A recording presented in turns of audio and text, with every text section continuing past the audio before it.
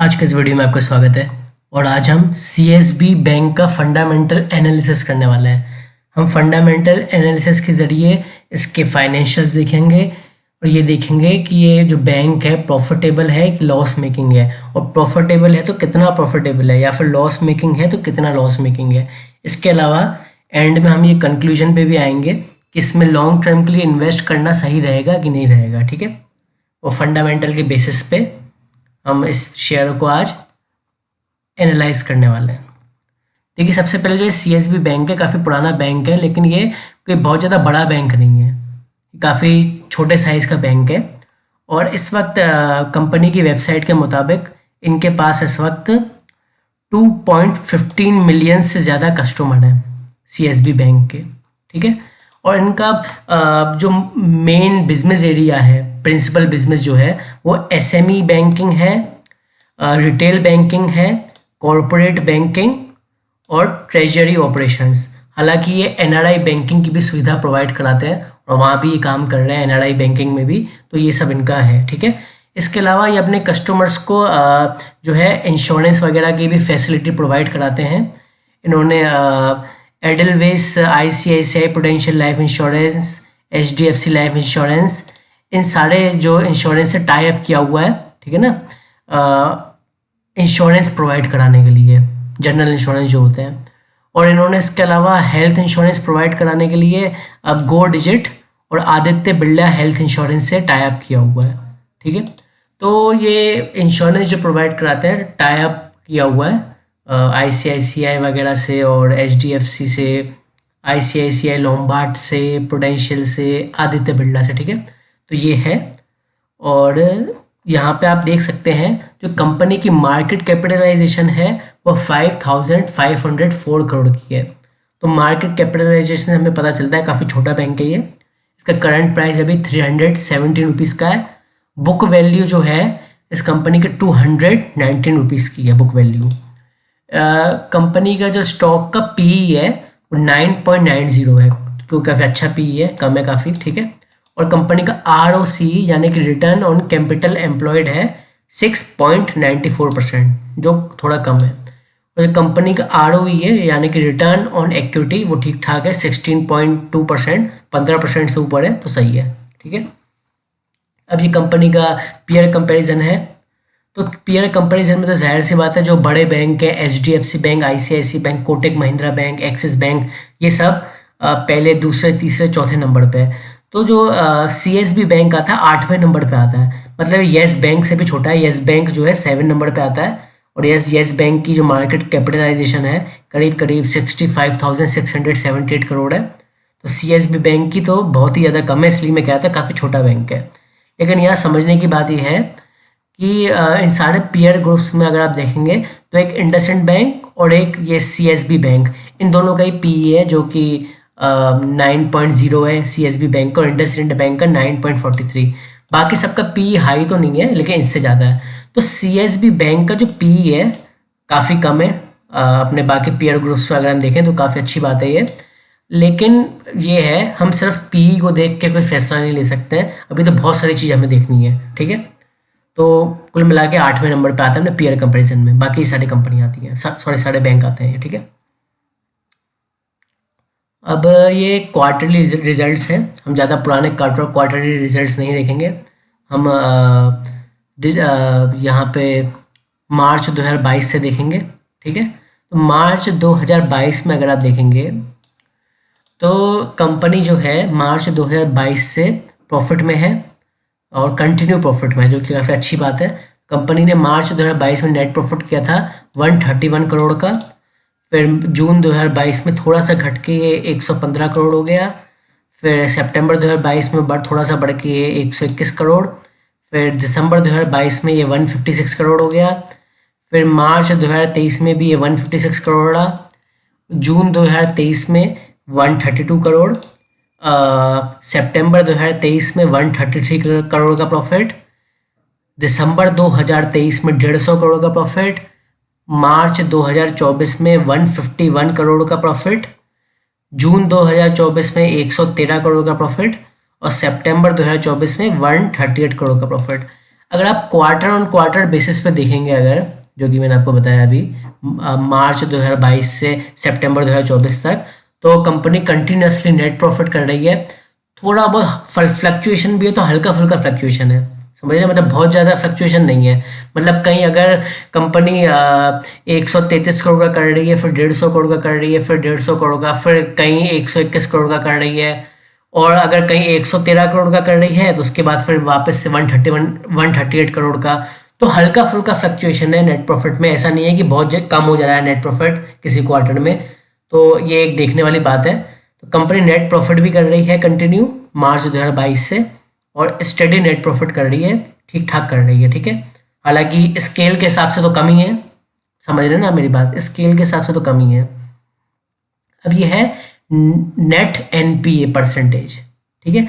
अब ये net NPA क्या है, एक तो ग्रॉस होता है, हम ग्रॉस से नेट एनपीए देखेंगे। एनपीए होता है नॉन परफॉर्मिंग एसेट, मतलब जो वो एसेट्स जो परफॉर्म नहीं कर रही है, नॉन परफॉर्मिंग एसेट, उनकी परसेंटेज है, ठीक है। तो हम मार्च 2022 से देखें, ये जितनी कम हो तो अच्छा होता है, ठीक है। तो मार्च 2022 से देखें तो 0.68% थी, फिर जून 2022 में 0.60%, फिर और घट गई सितंबर 2022 में 0.57%, फिर दिसंबर 2022 में और घट गई 0.42%, मार्च 2023 में भी घट गई 0.35%, जून 2023 में और घट गई 0.32%, समझ रहे हैं।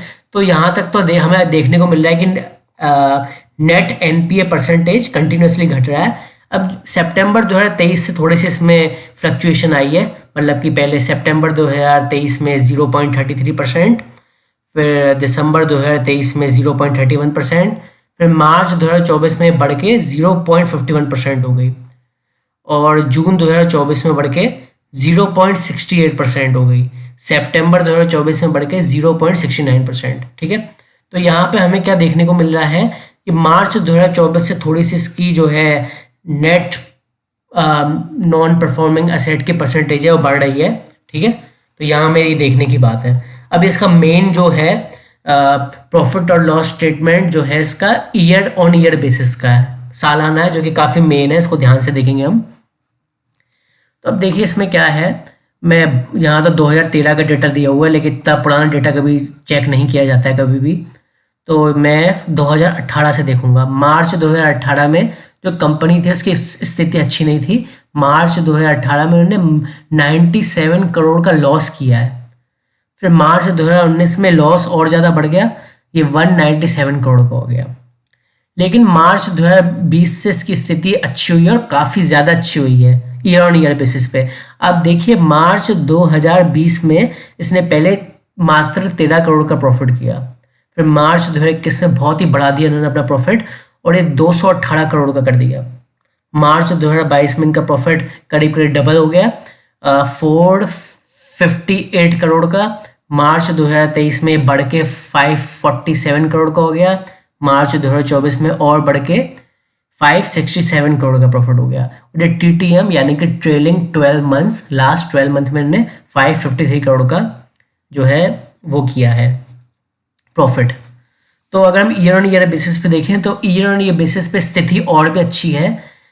2018 में देखिए क्या हाल था, 2019 में क्या हाल था, 2020 के बाद से ये कंटिन्यूसली नेट प्रॉफिट कर रहे हैं ईयर ऑन ईयर बेसिस पे, और अच्छी स्पीड से कर रहे हैं, स्टेबल है, मतलब गिरा नहीं है। तब से आप देखिए नेट प्रॉफिट इनका मार्च 2020 से, तो ये एक अच्छी चीज़ है जो हमें देखनी चाहिए। इनके जो है कंपाउंडेड प्रॉफिट ग्रोथ देखिए, 10 साल की 34% है, 5 ईयर्स की 37% और 3 ईयर्स की 37%, TTM -4% है, ठीक है। इनका रिटर्न ऑन इक्विटी 10 साल का 8%, 5 ईयर्स का 14%, 3 ईयर्स का 18% और लास्ट ईयर का 16%, जो कि ठीक है, बढ़िया है। ये कंपनी की बैलेंस शीट है। एज ऑफ नाउ मार्च 2024 में अगर हम देखें तो 36,056 करोड़ की एसेट्स और 36,056 करोड़ की लायबिलिटीज़ कंपनी की। ये कंपनी का कैश फ्लो है। और अगर मैं सीधा नेट कैश फ्लो की बात करूं तो 2018 से कंपेयर कर रहे हैं हम, तो पहले 4 करोड़ का था नेट कैश फ्लो, फिर ये 242 करोड़ का हो गया। मार्च 2020 में ये -34 करोड़ का, लेकिन मार्च 2021 में बहुत ज़्यादा बढ़ के 775 करोड़ पॉजिटिव में आ गया। फिर बाद में मार्च 2022 में ये -140 करोड़, मार्च 2023 में ये 263 करोड़ पॉजिटिव में, और मार्च 2024 में 1318 करोड़ पॉजिटिव में। तो नेट कैश फ्लो की स्थिति मार्च 2023-24 में बढ़िया रही है। ठीक है, ये तो कंपनी का ROE है। अब ये शेयर होल्डिंग पैटर्न है कंपनी का, ईयर ऑन ईयर बेसिस पे निकाला हुआ है मैंने। तो जो प्रमोटर्स का ये है, प्रमोटर्स जो है अपनी इन्होंने होल्डिंग थोड़ी घटाई है। स्टार्टिंग में तो क्या था, इन्होंने कुछ खास होल्डिंग नहीं घटाई थी। मार्च 2020 से देखिए 49.73%, मार्च 2021 में 49.72%, फिर मार्च 2022 में भी 49.72% रही, मार्च 2023 में भी वही रही, और मार्च 2024 में भी वही रही 49.72%। लेकिन सितंबर 2024 में उन्हें 40% कर दिया सीधा। तो प्रमोटर्स ने अपनी जो है होल्डिंग काफ़ी घटाई है। अब देख रहे हैं, तो ये ध्यान दीजिए, प्रमोटर्स तो अपनी होल्डिंग हटा रहे हैं। ठीक है, FIIs का क्या है, FIIs ने अपनी होल्डिंग बढ़ाई है। पहले 2020 में पहले 2.87%, फिर 5.30%, फिर थोड़ी घटा के 5.02%, फिर बढ़ गई इनकी 5.73%, फिर मार्च 2024 में 4.93%, और आखिर में सितंबर 2024 में काफ़ी बढ़ा दी, काफ़ी ज़्यादा बढ़ा दी FIIs ने अपनी होल्डिंग 12.71%।